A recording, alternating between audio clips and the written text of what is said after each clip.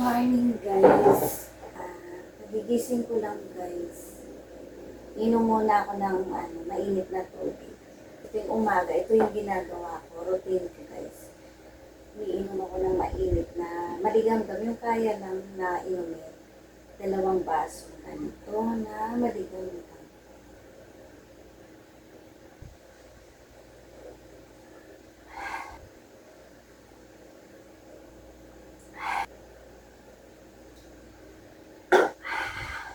Maglilinis tayo. Samahan niyo ako, tara.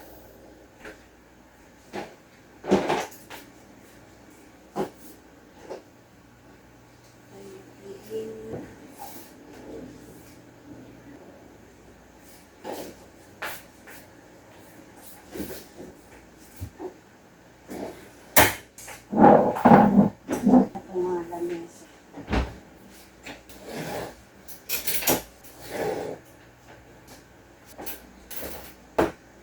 Tcharam!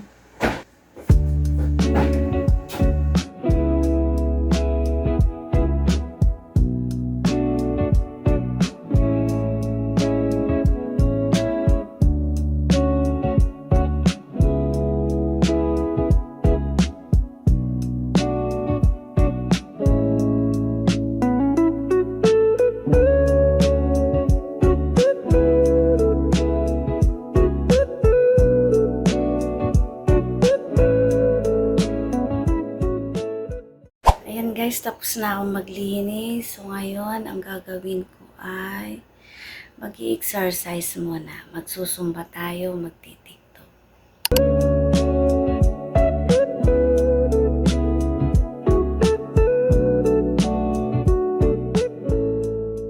Pupunta ako sa kay Nancy pala, bibili ako ng ulam. Ulam namin mamaya tanghali at saka gabi. Kay Nancy na ako bumibili, hindi na sa palengke guys. Kasi mas malapit kay Nancy. Tsaka kompleto na ito na lahat.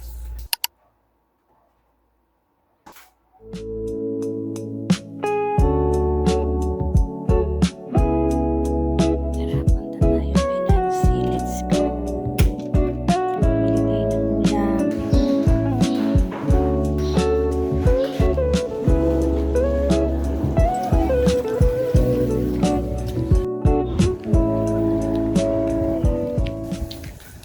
Pauwi na ako guys.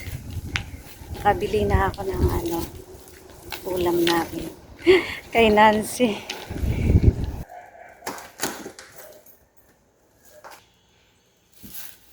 Nakabili na ng ulam kay Nancy.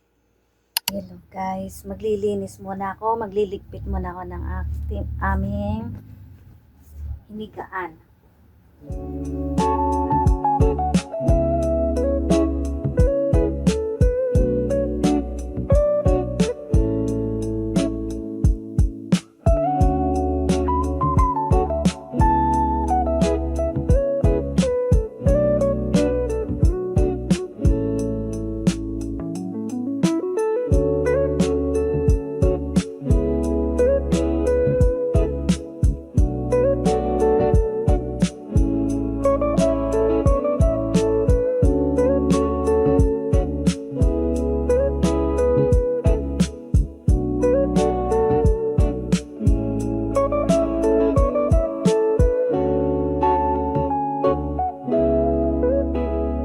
Naman ako maglilinis sa kabilang kwarto.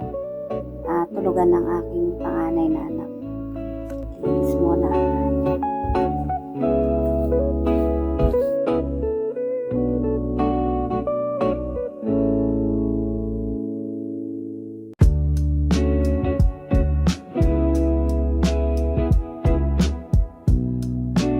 Okay guys, tapos na ako maglinis sa kwarto, sa 2 kwarto.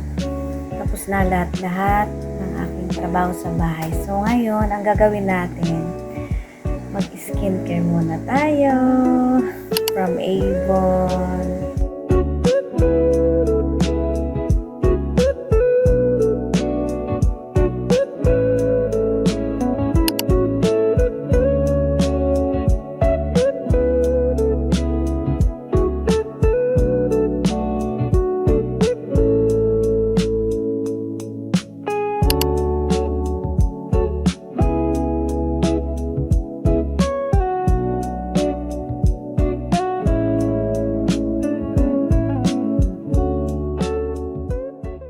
hapon na nga naman guys.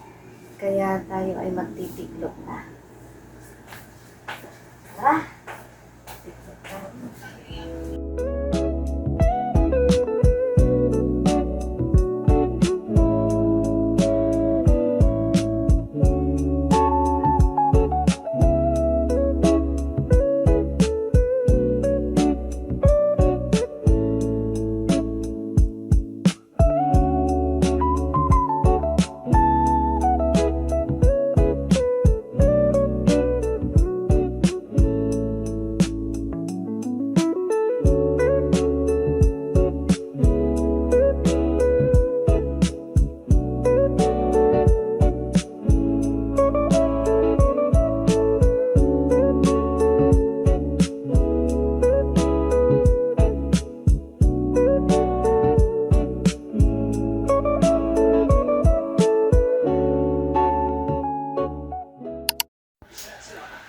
Hi guys! Time check is 7:45. Aalis kami, pupunta kami ng household namin sa simbahan. Andiyan ka pala. God bless. So, kayo mga kapatid, umpisahan po natin sa pamamagitan ng pagbasa ng Gospel. Ito ay isang talinghaga patungkol sa mayamang angal. The parable of the rich fool. I'm sure narinig niyo na po ito.